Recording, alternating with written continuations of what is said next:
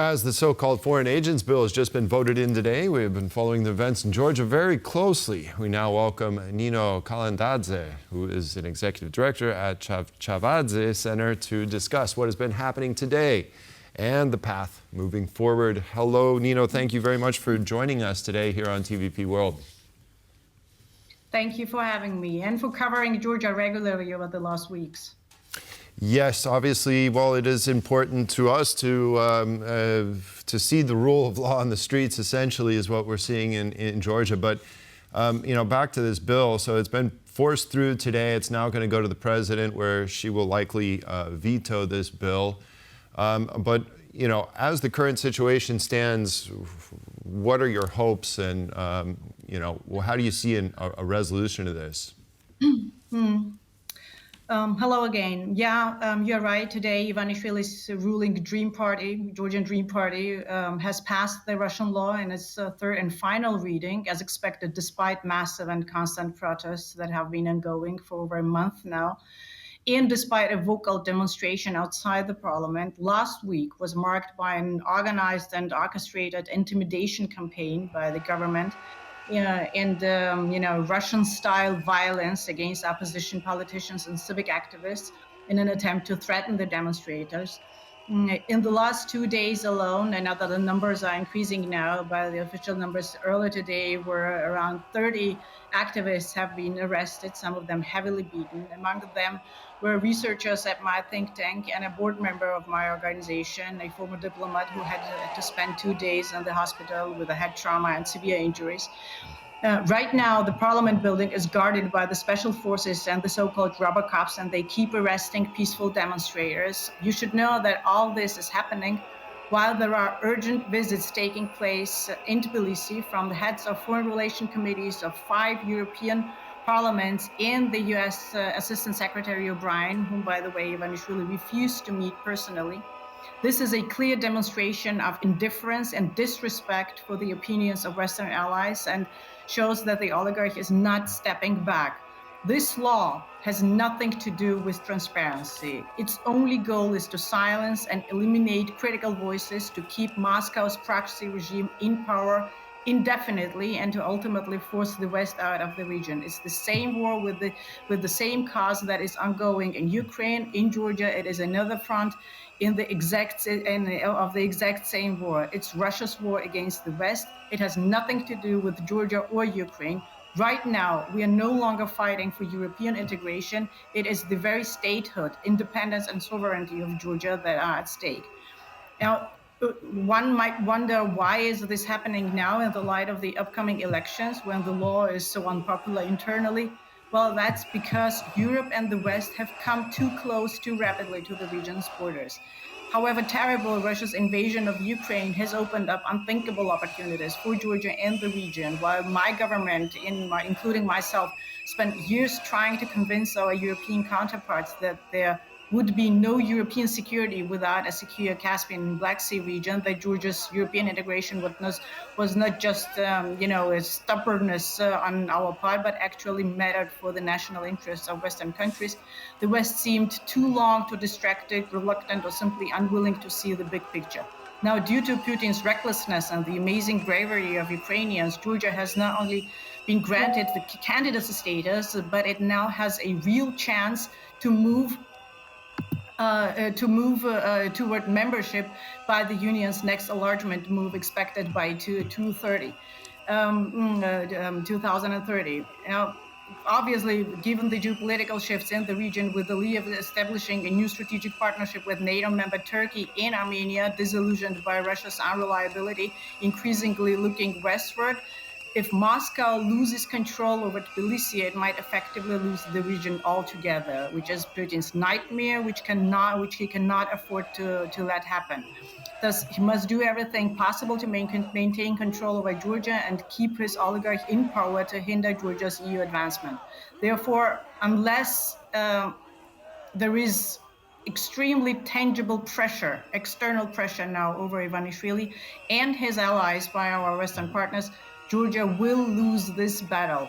No matter how fantastic the rallies no matter how amazing this movement might look, Georgia will lose this battle if there will not be sufficient external pressure coming from our Western allies, and Right. the Do West you think will that the lose the pressure region.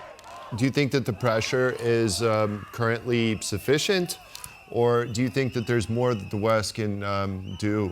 For instance, sanctions, maybe. Well, yeah. Well, at this point, obviously, there has been huge Western support. Definitely, we are grateful for that. But this is not enough because statements are obviously not sufficient because the Georgian dream does not care. They have been instructed to push the law through, and they will do so. They have adopted the law despite everything, and they will enforce the law as soon as they have secured their power. There is a huge movement outside, and the Georgian people are as united as one can imagine. But there are limits to what Georgian people can do alone. And now it's really time for our allies to act. Not tomorrow, not after elections, but now, because there will be no elections if the law is signed and implemented. And I wanted to ask obviously, in regards to the law itself, because obviously there are two parallel situations happening here. I mean, there's increasing support from the West. We will have ministers of foreign affairs from a number of countries coming tomorrow, and you already have a US state visit happening right now. And there's obviously a domestic situation, a domestic political situation that is at play. But I wanted to ask about the law itself. As it is implemented, how will it impact the day-to-day lives of Georgians, and how soon will we see the effects of it? Well, again, it's less important to go into details rather than to see at a bigger picture, in a sense, as what the ultimate goal this legislation has. And as I said, its ultimate goal is to shut down all the critical voices. This law affects all NGOs, all think tanks that are Western funded, including Western funded media or an independent media that has in its funding a share of Western funds. This means they are it very much resembles what has happened in Russia after 2012. They will shut down all the critical voices, all the watchdog organizations. And how can we ever talk about free and fair elections when there will be no organizations overseeing the process? This legislation is definitely intended. This legislation declares the West as an enemy to Georgia, and they will go after all organizations that are Western funded and are promoting democracy or have been promoting democracy here throughout all these years. Now, is there any potential scenario where the government could potentially back out of this law and take this law down and still save face? Is there any potential possibility that could happen? If there was a political will on the government side, there are several options. Firstly, as pre-announced, the president will veto the legislation, and then the parliament will have to overturn the veto. So they can go with that option and just do not overturn the veto, or the president of the parliament can refuse to sign then the legislation if the veto overturned. But and finally, there that are steps like constitutional court. But I'm sure you know that we are in a state of what we call a captured state, where all courts, including the constitutional court, is completely controlled by Ivanishvili. So again, if there is a political will or sufficient pressure from outside, then they do have chances to, step back. What about This this scenario Venice? seems very unlikely. What about this Venice Commission report? I believe it's supposed to be finalized soon. Will that have any bearing on the situation? I don't think so. Again, it all depends. I mean, if there was room to negotiate with the government, then we would have succeeded until now. I don't think there is. I don't think there is any chance to negotiate with this government because, again, this is not their game. This is Moscow's instruction, and this is not a independently acting government that has a sovereign authority to decide. It has been instructed vertically, and they do not have a chance to refuse or to act independently in any way.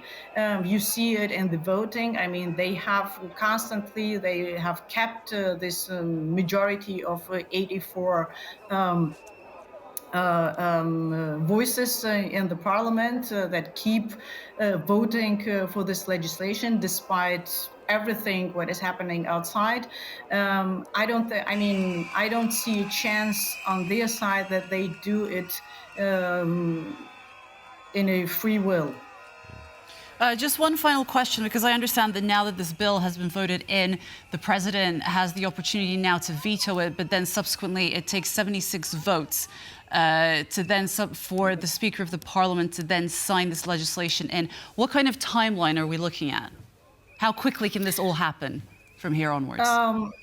Well, it can happen very quickly, but again, the president has some reasonable time she can take for herself until she decides. But again, I think as long as she has expressed her opinion on that, we are expecting that she will veto quickly, unless there will be negotiations with our Western partners. Then this time might be used for negotiations in favor of the people and against the government. But this remains to be seen. Okay, Nino Kalandadze, Executive Director at the Chavchavadze Center. Thank you very much for joining us at TVP World. Thank you very much.